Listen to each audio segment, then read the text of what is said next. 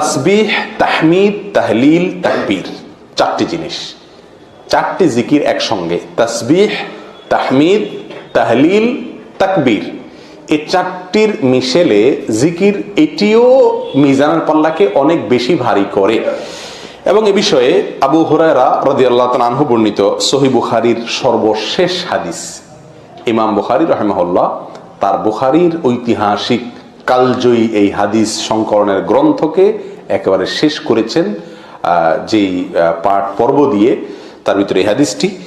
নবী আলাইহিস সালাতু ওয়াস সালাম বলেছেন, কালিমাতানে খাফিফাতানে আলাল লিসান, দুটি বাক্য যেটা মুখে অত্যন্ত সহজে উচ্চারণযোগ্য, একেবারে খুব সহজে অল্প সময় উচ্চারণযোগ্য। হাবিবাতান ইলার রহমান, রহমানের কাছে অত্যন্ত প্রিয়। সাকিলাতানে ফিল মিজান, মিজানের পাল্লায় অনেক ভারী। এটা হলো আমাদের পয়েন্ট। মিজানের পাল্লায় এই দুটি বাক্য ভারী হবে, নবী আলাইহিস সালাতু ওয়াস সালাম বলেছেন, সহিহ বুখারীর হাদিসে আসছে। আর সেই বাক্যগুলো কি? সুবহানাল্লাহি ওয়া বিহামদিহি, সুবহানাল্লাহিল আযীম। এখানে আমরা তাসবিহ পেলাম এবং তাহমিদ পেলাম, দুটি পয়েন্ট পেলাম। আমরা চারটি জিকিরের কথা বলেছি যেগুলো মিজানের পাল্লায় আমাদের নেকামলকে অনেক ভারী করবে। তার ভিতরে এই তাসবিহ এবং তাহমিদ এখানে পেয়ে গেলাম, সুবহানাল্লাহ এবং আলহামদুলিল্লাহ। আলহামদুলিল্লাহ প্রসঙ্গে পৃথক একটা স্বতন্ত্র হাদিস আছে, যেটা আমরা অনেকে জেনে থাকবো, যেটা সহিহ মুসলিমে আসছে। নবী আলাইহিস সালাতু ওয়াস সালাম বলেছেন, আবু মালিক আল আশআরী রাদিয়াল্লাহু তাআলা বর্ণনা করেছেন যে, আত-তুহুরু শাতরুল ঈমান ওয়াল হামদুলিল্লাহি তামলাউল মিজান। আলহামদুলিল্লাহ এই বাক্যটি মিজানকে পরিপূর্ণ করে দিবে, ভরে দিবে একেবারে। তাহলে বোঝা গেল এই তাসবিহ, তাহমিদ, তাকবীর, তাহলিলের ভেতরে তাহলিল এক নম্বরে আছে, এটা তো গেলেই আমরা তাহলিলের কথা। আর বাকি তিনটার ভেতরে তাহমিদ, এটার গুরুত্ব অপরিসীম, এটা মিজানের পাল্লাকে ভরে দিবে। তাহমিদের আমল কত সহজ আমল, কোনো বসে করার দরকার নাই, নির্দিষ্ট সংখ্যায় যখন করার কথা আছে তখন বলবো, বাকি যেখানে নির্দিষ্ট সংখ্যা নাই সেখানে আমি উন্মুক্তভাবে স্বাধীনভাবে বলতে পারছি।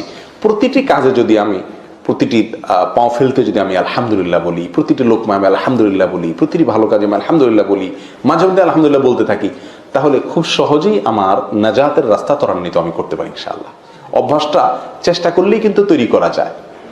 আমরা ওয়াও বলি, অনেক কিছু বলি, এই ওয়াও ফাও এসব না বলে যদি আলহামদুলিল্লাহর কালচার ঘরে নিজের বাসায় তৈরি করা যায়, এটাকে যদি প্রতিষ্ঠিত করা যায় যে আলহামদুলিল্লাহর খই ফুটবে, বাচ্চাদের মুখে এর খই ফুটবে, স্ত্রীর মুখে খই ফুটবে, মা বাপ ভাই বোন অধীনস্থ নিজের সবার মুখে শুধু খই ফুটবে, আলহামদুলিল্লাহ আলহামদুলিল্লাহ, সবকিছুতে আলহামদুলিল্লাহ, জামা পরে ফেলছো বাবা আলহামদুলিল্লাহ, রেডি হয়ে গেছো আলহামদুলিল্লাহ।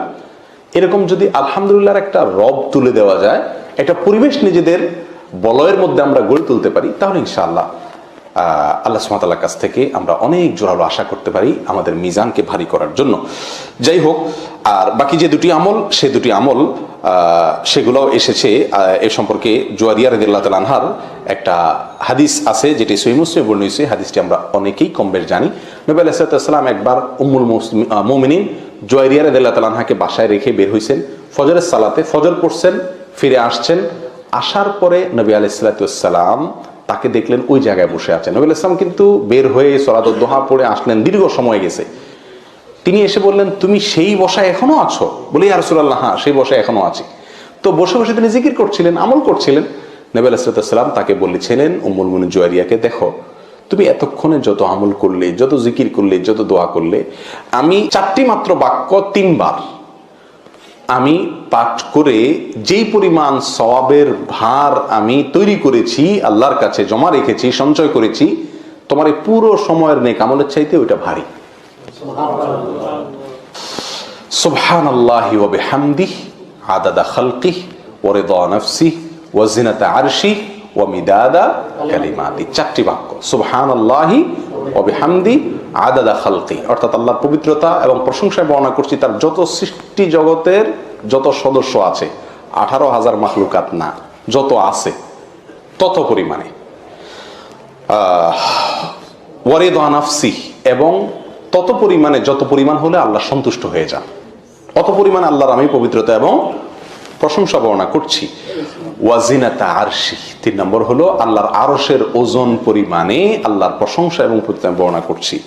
4 নম্বর অমিদাদা কালিমাতিহি, আল্লাহর যত কালিমাত আছে তার যত কালি আছে সেটার সমপরিমাণে, ওটা লিখতে যত কালির প্রয়োজন হবে সেটার সমপরিমাণে আমি আল্লাহর পবিত্রতা এবং প্রশংসা বর্ণনা করছি।